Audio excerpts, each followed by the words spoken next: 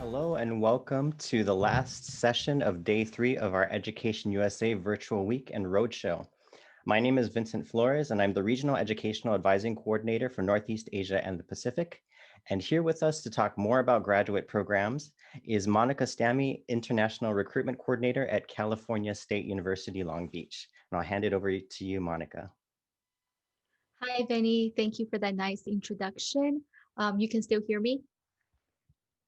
Yes, we can hear you fine. Okay, perfect. Well, I'm very happy to be here with this great audience. Thank you to Education USA for organizing this program. We're very pleased to present about the graduate application process. I will go ahead and start my presentation here. My name is Monica Stamme. I am the International Recruitment Coordinator at California State University, Long Beach. We are a large public university in Los Angeles. Um, so first of all, many of my colleagues today have covered information about the many different graduate programs available. So students have lots of choice. We understand that this is a very important decision for both students as well as parents. The good news is there are many resources and information that are readily available right at your fingertips. So for foremost, the most important is that to please keep in mind there isn't an official ranking system. There are many wonderful universities that have specialized programs that excel in different areas. So it's important to do your research and find the program that best suit your interests. And that will also help you more confidently answer the essay portion and some of the supplemental portions of the application process because that passion for the field that you're pursuing will come out. And then some tips here. First is research and narrow down some of your options. And then visit the university websites directly. Nearly all US institutions have a dedicated page for international student admission. From there, you will be able to read about the specific eligibility requirements as well as application components, contact information for the admission staff or the recruitment office. In addition, there are free university information sessions throughout the year. So, please check the websites often so that you don't miss out on these valuable opportunities where you can hear directly from the university and interact with the professors who are going to be leading the programs to get a more intimate understanding of the program. And it's also a great opportunity to ask questions. Um, there's also education fairs such as this that will give you a very good understanding of different kind of requirements, and you'll be able to meet and hear presentations from representatives across America. So I would encourage you to utilize all of these resources to help you during your graduate school search process. If you have any program specific questions, please feel free to reach out to the graduate department directly. They're your best point of contact in terms of any application question you have about the program. To give you an example, at our university, we are the first point of contact for students. Meaning the recruitment staff and the admission staff. But after that, it's ultimately the graduate school departments that make the decision on whether or not to admit a student. Therefore, if you have any specific questions, we would encourage you to reach out to them. Okay. I want to also share with you our, just to give you some context, I want to share with you our website really quick.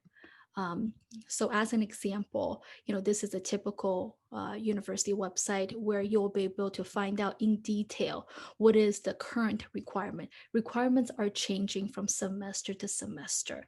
The university website should be the first place you look for the latest information. Typically, it will tell you about the GPA requirement, the detailed admission requirement, and again, it's oftentimes dedicated to international students. And it's relatively easy to find a page such as this for your dream school. You just put in the name of the school in the search engine. Want to also tell you about the information sessions that different universities will hold. They're all free to register. So for example, this is a Master's of Science for Information Systems, and there is an info session coming up on the 30th of this month. I would encourage students to visit these websites and spend some time reading through it to understand what classes you'll be taking, how long the program is, and it will really give you a sense of what you're getting into. Okay, so now back to the slides.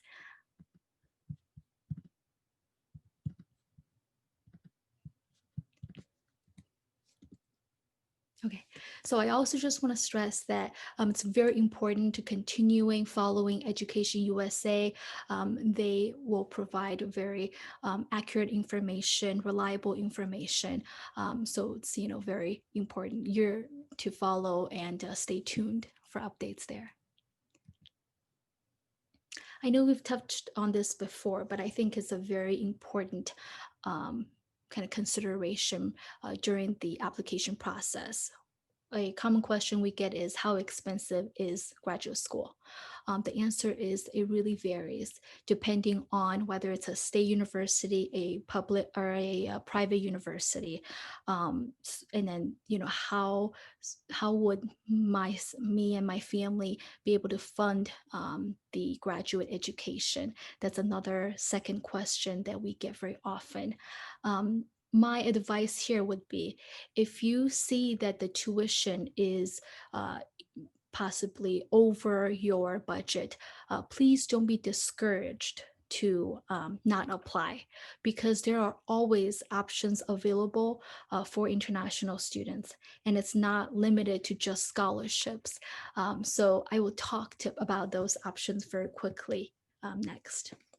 So if you heard about scholarships and assistantships, you can apply for those, or they may be merit-based, where along with your application, you would be awarded some of these merit-based scholarships. There's also assistantships, so meaning helping a professor with conducting research. There may also be in-state tuition waivers. Again, the policy for waivers vary from university to university, but some universities may offer that as an option for very talented applicants. So with these traditional financial options aside, there's also installment plans. So for example, at our university, we offer students the option to pay their tuition in 3 different segments. So that usually helps some students out. The last thing I want to touch on is on-campus employment. Universities are a large organization, and there's oftentimes lots of different work opportunities for students. International students can work up to 20 hours per week. And in the state of California, for example, we pay students $13 per hour. So that could really go towards housing, food, transportation. So please remember that there's additional resources besides scholarships that you can utilize. So now let's get into talking about the application process. You may be wondering, how many applications should I submit? It is our hope that you will apply to many different colleges across the country to give yourself options and choices in the program and in the location. Oftentimes, we tell students to apply at least to 5 different schools just to make sure that you have an option to choose. Here are some of the common application requirements. This is a high-level general information um, for what are some of the typical requirements that we see for different universities. Please keep in mind that these requirements are similar, but they may differ for different programs. So it's always important to visit the university's website and to read carefully about what that department is looking for their applicants. So first and foremost, you'll need a degree, a bachelor's degree that's equivalent to a US bachelor's degree. Um, Secondly, most universities will require some sort of standardized testing, a test. For example, that could be the GRE, but not every university require that. Um, and then there's the English language proficiency test. We'll talk about each item in more detail shortly. You'll need the academic transcript from your undergraduate program. If you attended several institutions, we will require the transcripts for all of them. Next, a common component is the essay, or it can be called the letter of intent or the statement of purpose. They all mean the same thing. It is an opportunity for you to demonstrate your writing skills. It is also an opportunity for you to sell yourself or write more about your qualifications and your passion for why you want to attend this school, for why you want to pursue this program. It is a very important section if it is required. Um, and then next we have the letters of recommendation. The number of letters vary from 2 letters to 3 letters, but that's another common requirement we see for the application. Colleges such as the College of Business may also require a resume. That should be a US styled resume. And then for some other fine arts programs, they may require some supplemental documents, such as a portfolio or a video statement of purpose. Okay, and I'll be happy to answer any specific questions that you have on any of these subjects. So let's take a more deep dive into them now. So first, let's talk about the GRE. Because of the pandemic, please keep in mind that the GRE may be optional. We are in the middle of the fall 2021 application process, and many universities have announced that they're going to make the GRE optional or that they're going to waive the GRE. That means you're able to apply without submitting a GRE score. We understand that it's not easy to find a test center that's open. So the admission staff is assessing the situation and making flexibility in the requirements as they can to accommodate international students. Please be sure to check the university's website to find out what are their requirements for fall 2021. Here are the GRE components. There is the analytical writing section. This is an important section. For example, our university can use the writing section to qualify your English proficiency or to meet the English proficiency requirement. So if you obtained a score of 4 in the writing section, then for our university, we would waive your TOEFL and IELTS score. The policy may be different at other schools. Please treat that component seriously. There's also the verbal reasoning section and then the quantitative reasoning section.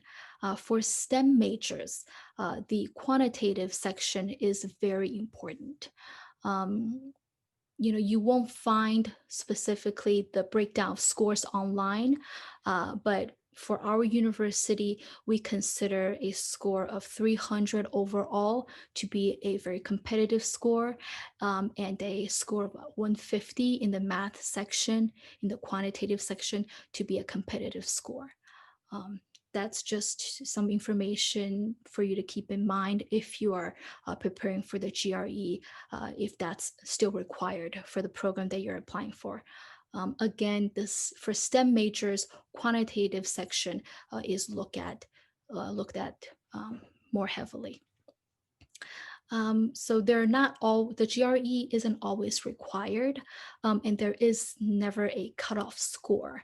Um, so, the application process is holistic, meaning that they will consider what you had done for your bachelor's program. They will go ahead and read your essay if it's required. Everything that you turn in is important, and it will be reviewed. So if you did not achieve a very satisfactory score for the GRE, please don't be discouraged from applying. There's other components of the application process that's equally important. Also, here's some tips. Practice makes perfect, and that goes. That's very true for the GRE test. There's many online practice exams available that are that students can access. Please also consider taking a preparatory course if you need some guidance and help and practice with taking the test. Um, and then, you can always ask for the university for their last year's average range to see how you compare with previous year's applicants. So next is the English language proficiency requirement. That's another common requirement we see at the graduate level. Again, there are cutoff minimum scores. Whether it's for TOEFL or IELTS, universities will have a minimum requirement. It's important to demonstrate that you are proficient in English in order to be successful in the graduate programs that you're pursuing. Some common scores that we accept include TOEFL, IELTS, Pearson's, and Duolingo has become very popular during this year due to the closing of many test centers. So many universities are beginning to accept the Duolingo test. Our university is an example. We were approved this week actually to begin to accept Duolingo. If you and that policy is changing pretty fairly quickly. So for the latest information, please contact the university directly to make sure that you're not missing out on that info. If you have taken the GRE or if you are planning to take the GRE, some universities may take a good score on the writing section to satisfy the English requirement. So if that is the case, then you don't need to submit a TOEFL or an IELTS score. In terms of funding, research opportunities, grants, stipends, some universities may have a higher cutoff score for the English. Some question or students do ask us from time to time about waiver qualifications that also vary by university. As an example, for our university, if you obtained your bachelor's degree from a US regionally accredited university, then we would waive your English requirement. Another waiver condition would be if you were educated in an English language speaking country, and we do have a list of countries where we would accept a waiver for.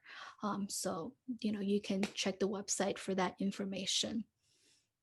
There's also conditional admission, which you can consider.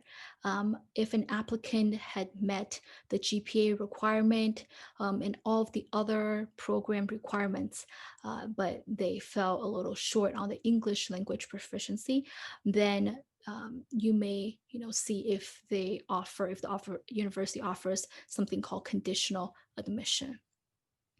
That means that you would spend a semester studying English, and once you pass the language requirement level or exam at the university, then you would be admitted into the program. Okay, so let's talk about academic transcripts. So most schools will admit students with an unofficial transcript, and then when to clear your admission offer to matriculate into the program, that's when they will need to see the official transcript for confirmation. So that means during COVID, if you were not able to contact your university where you obtain your bachelor's degree to send an official copy of the transcript, we began to accept unofficial transcripts as well as emailed version of the transcript. Um, So these are just examples of ways that universities are trying to be more flexible. If you are admitted, that's when you would need to send in the official score in order to confirm everything on your application. So what makes a transcript official? Well, it should be sealed. It should have the official university heading, some sort of an official seal or stamp that shows that it is authentic, that it's a original, untampered, that it came from the university. Along with the transcript, some students may be wondering, does the program have a minimum cumulative grade point average requirement, the GPA requirement? And yes, the answer is yes. Many universities will have a minimum GPA requirement. If you didn't do well in your freshman year, but you begin to do better in your sophomore year and even better junior, senior, that's a good thing. Admission officers see that students were able to recover and improve year over year their grades. Also, please keep in mind that upper division GPAs have more weight. This means that grades from your junior year and your senior year, which are the more program specific courses, those weigh more than some grades from freshman year and sophomore year. Admission officers may calculate your GPA internally in order to see what were your GPA for the upper division courses from the junior year and the senior year. One common question is how to overcome a low GPA. We're all human, and many students, we understand we were all students at one point. So one tip is that a good GRE will help if that's required for your application. Also, keep in mind that another opportunity to explain and speak positively will be in the essay section. So if you have a low GPA, you may explain that briefly in the essay portion. You can talk about maybe the causes for having a low GPA and what you did to try to overcome. And perhaps you were able to do better in other classes, or you were able to show a upward trend in the GPA. So I'd like to also talk to you about the graduate essay. Some tips and suggestions here is be sure to follow the prompt and answer the questions directly. Do focus on the academics and the intellectual and the professional aspects as an example. Please don't make it too personal. Do tell us the why behind your answers. So, for example, why do you want to study this subject? Why is it that you want to attend this university? And this oftentimes is a example for your writing sample. So it's important to have others read it for you. You can get your peers, get your friends, have an English tutor to read it all over for you. Make sure that it doesn't have any punctuation errors or grammatical errors. You want to make sure it's very polished. So it's good to get a few eyes on it to proofread it for you. And then make sure you send the right essay to the right universities. Okay. Um, Here I have an example of an essay that our College of Business had required for this year. And it's a short answer, 250 words or 1,500 characters. So universities will be very specific. They'll let you know how many words.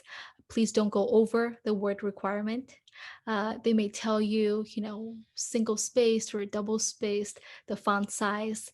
So please just follow the instructions carefully. Um, and then some questions could be, describe a time when you dealt with someone who was difficult.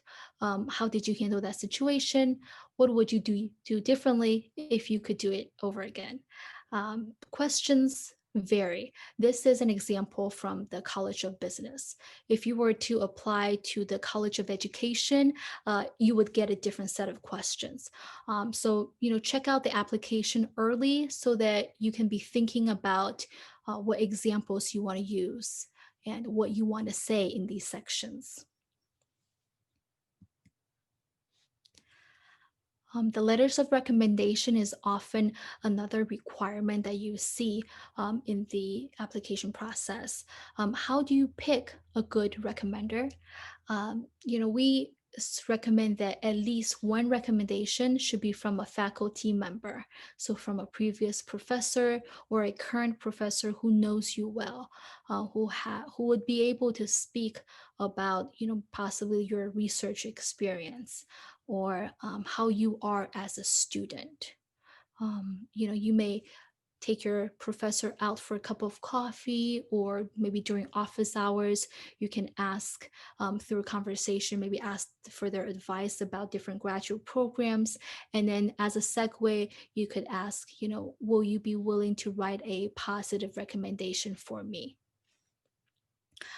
If you had finished your bachelor's degree a while ago and you are not able to, maybe you haven't maintained contact with your professor, it's okay to write an email and remind the professor that you were in their class and this is how you did, and just explain to them what your goals and what your goals are and what you want to achieve in order to try to get some help to write a recommendation letter for you.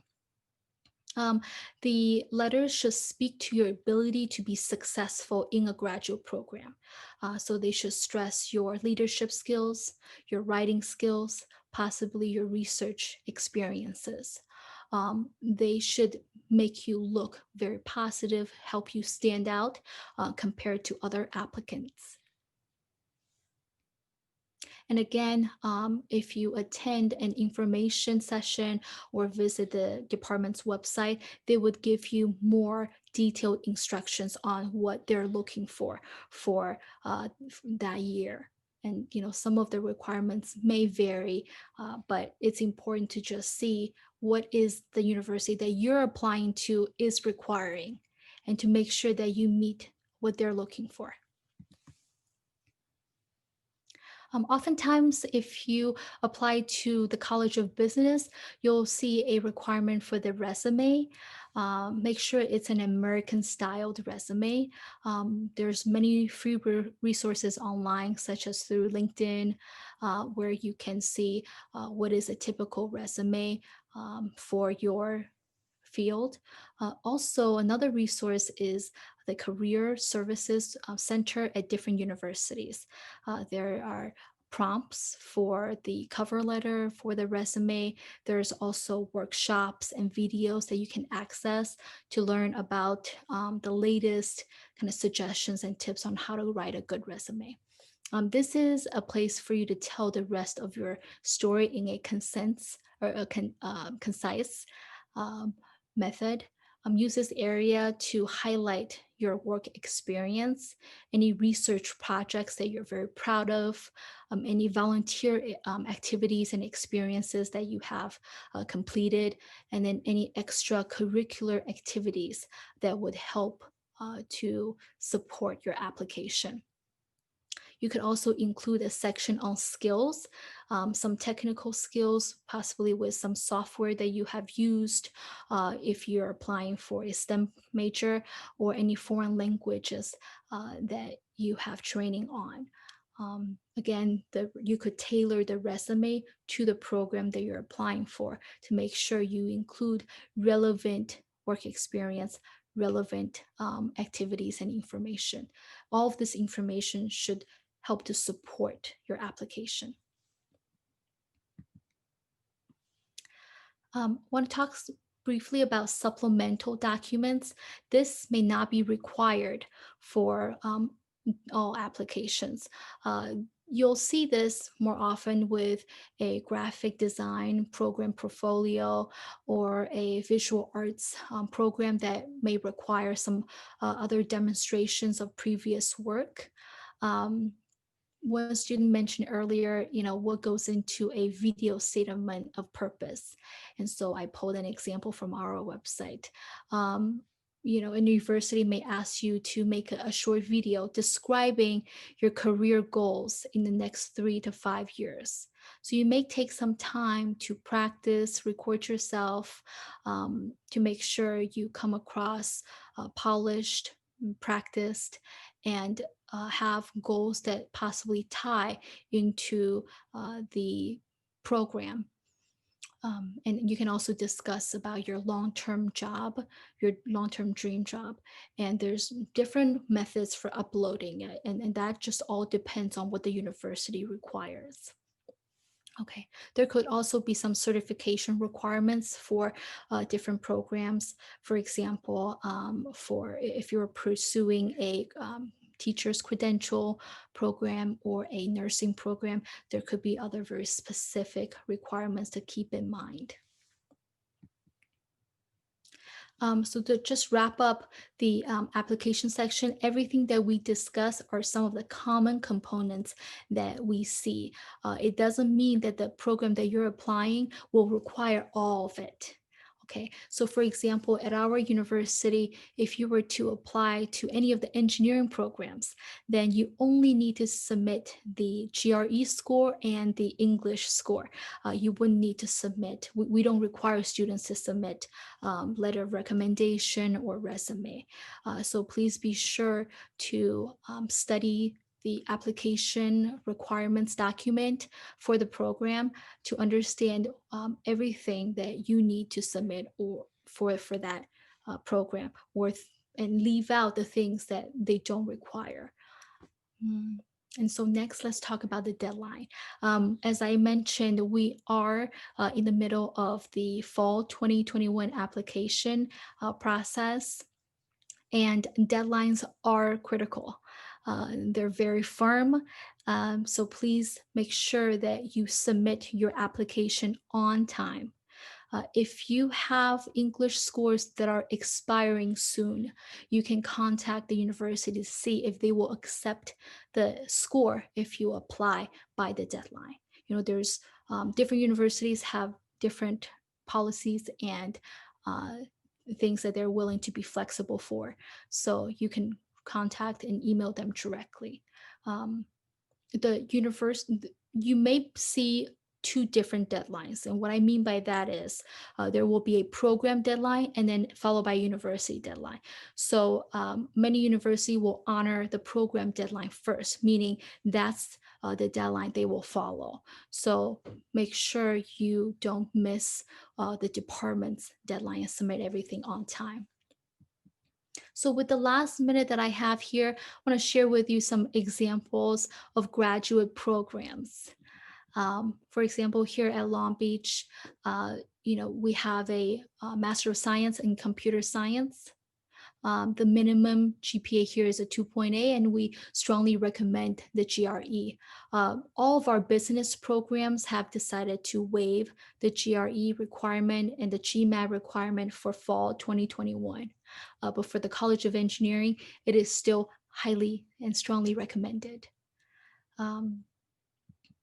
and different colleges have different requirements, but to just kind of leave you with some examples of programs. And this is programs from our College of Business, various different MBA programs, the evening session, the accelerated session, and then the MS in accounting. But please feel free to explore this information in detail on the university's website. Um, there are many programs out there, so I'm sure that there will be something that kind of suit your interest that you'll find out there. Okay, and I'll leave you with my name and contact information if you have any questions specifically regarding our university or for anything that I have presented today. And now I will go ahead and transition into the question and answer session. Okay. Thank you everyone for all these great questions. So I see here, first question is, let me see, hold on, sorry.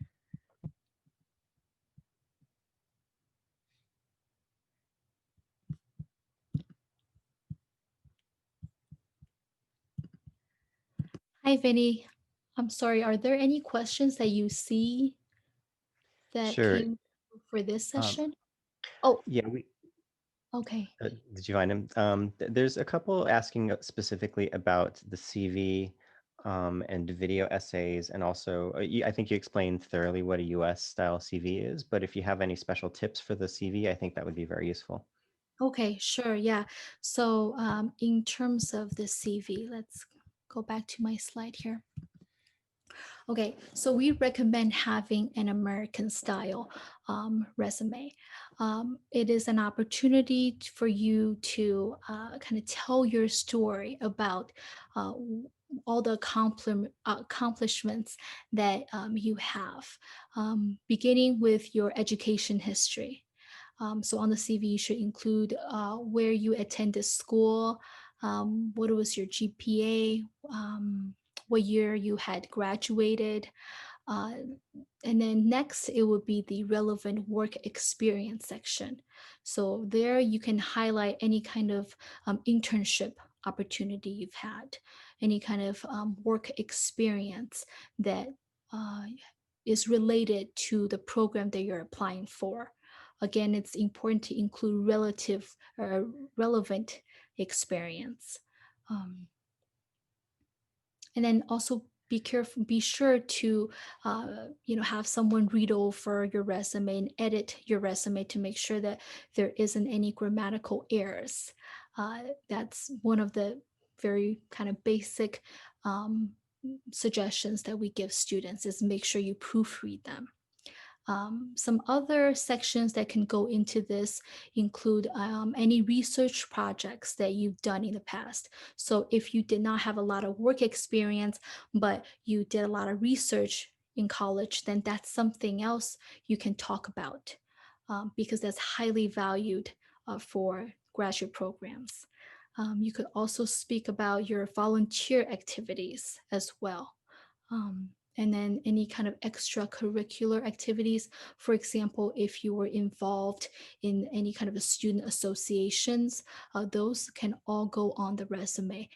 If you're a little bit light on work experience, and if you have done some other things outside of the classroom, then we welcome you to include those information on there. After the work experience and the activity section, we will recommend you to have a skills section. So you could include some of the technical skills you have, or second languages information that you know. Okay, great. So the next question here is, are there any research centers in USA that provide research fund or scholarship, fellowship? Um,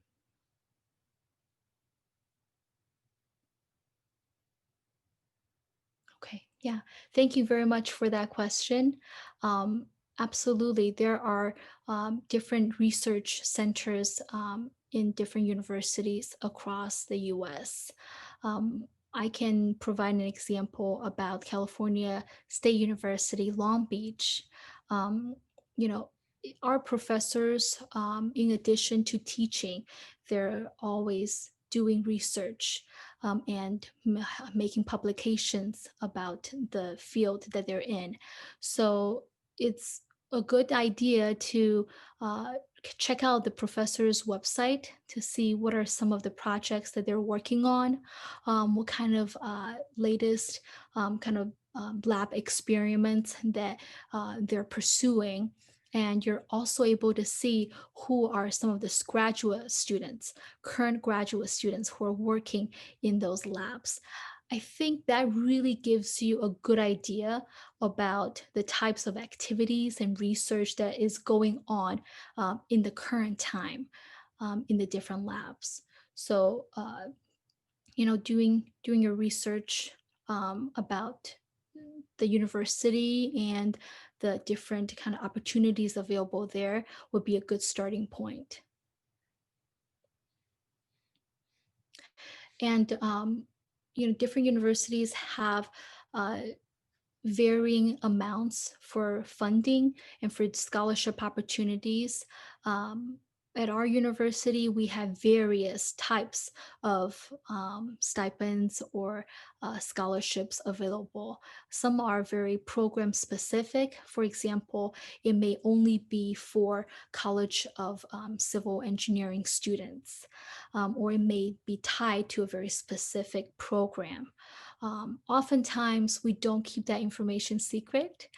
So it will be published on either the professor's website or the department's website, showing you the latest openings for research assistants, or showing you the application process for applying for some of those graduate assistantships.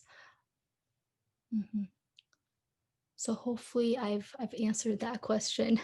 There's definitely many different kind of research that's going on at the university. So I would encourage you to check out our website or follow the university's social media, where they're always very proud to talk about some of the research that are happening at the university.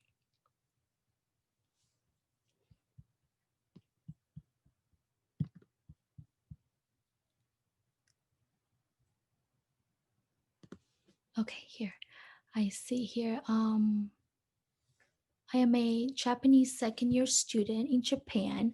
Most students try to get as many as possible. Okay, so student have 114 credits.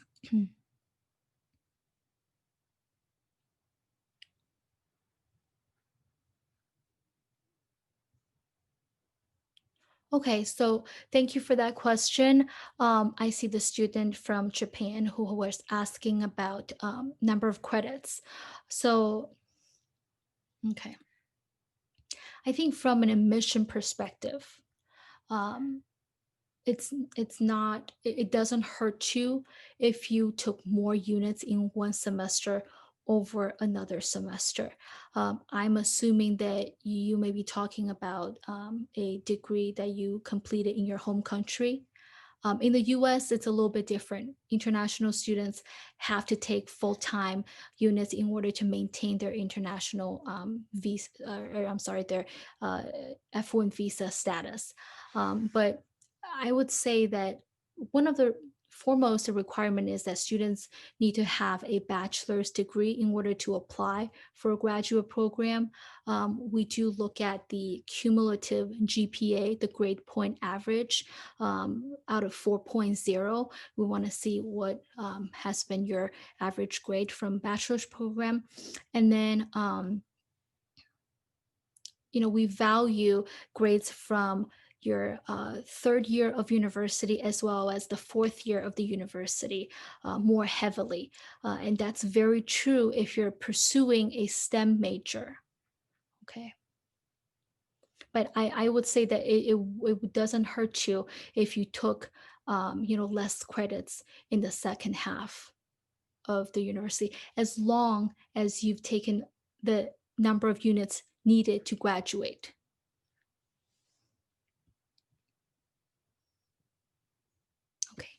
see a question here that says, what is the key difference between assistantships and on-campus employment? Okay, that's a very good question. So graduate assistantships means that there may be an application process, or you can um, get these assistantships through having a working relationship with the professor. So if you have been, doing very good work in the class, or you were a lab assistant for the university and you had, previous employment relationship in that department, that's a good kind of way to get into a graduate assistantship. There could also be an application process, or and a selection process. Uh, Typically, you work on research projects that the universe or that the professor would assign to you. And then for on-campus employment, so university has everything from human resources to the dining courts to the recruitment office. So my office, we hired two international student assistants, and they work for us. So they help to answer emails. They help to update our social media. That's just an example of some of the work that you do. You could also work at the library. You could be a tutor. You can help process documents. There's an assortment of different work opportunities at the university. And my advice would be to check the Career Center to see what are some of the openings for jobs. Hi, Vinny. How am I doing Great. on time?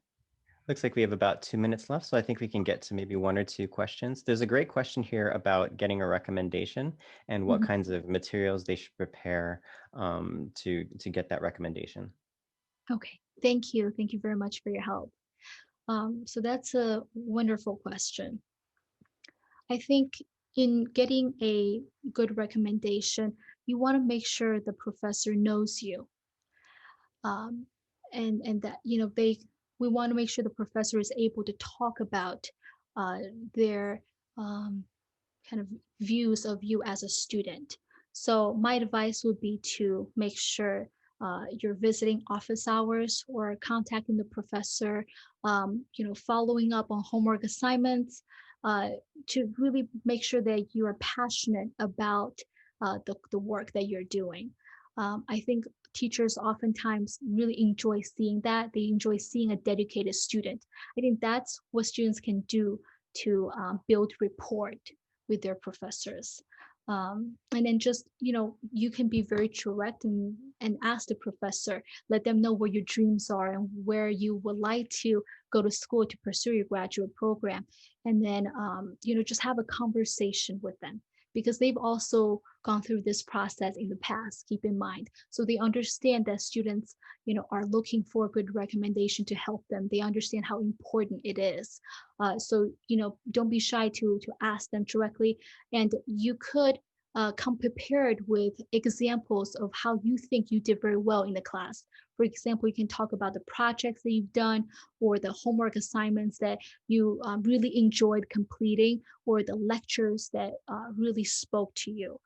So those are just some examples that you can mention in your conversation or over email with the professor that you have in mind.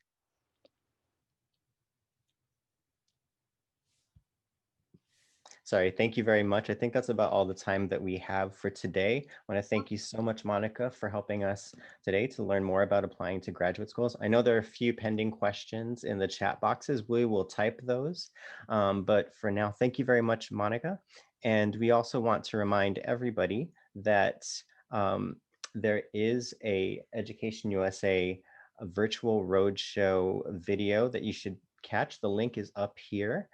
So this concludes our presentations for today. Make sure you catch the roadshow, and the link is available on your screen. And don't forget to subscribe to our Education USA EAP YouTube channel. And thank you for joining us today, and we'll see you tomorrow on day 4 of our Education USA Virtual Week and Roadshow. Thank you very much.